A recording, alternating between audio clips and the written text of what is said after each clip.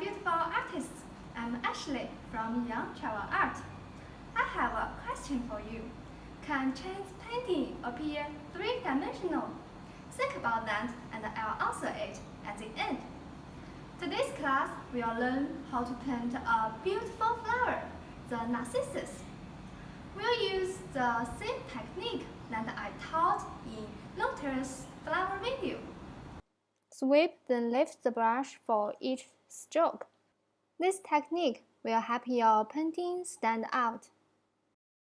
The class will be broken into 5 parts. Part 1 is sketch. The pace of the video is designed for you to follow along. All we need is a pencil and a rice paper to start. Don't worry too much about the details. We'll go over everything with the brush anyways. Part 2 is paint the outline and the main focus of the class. In this part, we will need a medium-sized whistle hair brush. Then part 3 to 5 will be adding color. Let's try it out.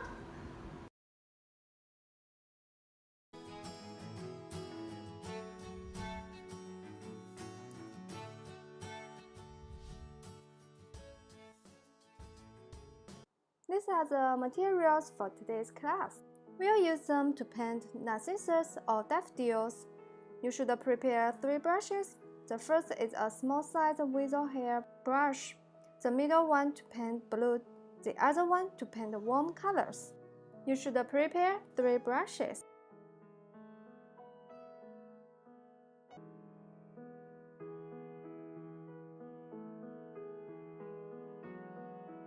The stem comes out from the space between the leaves. Draw 2 strokes for the stem.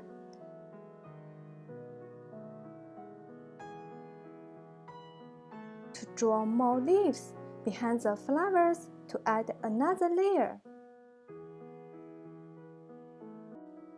The first step is to dip the whistle brush into dark ink.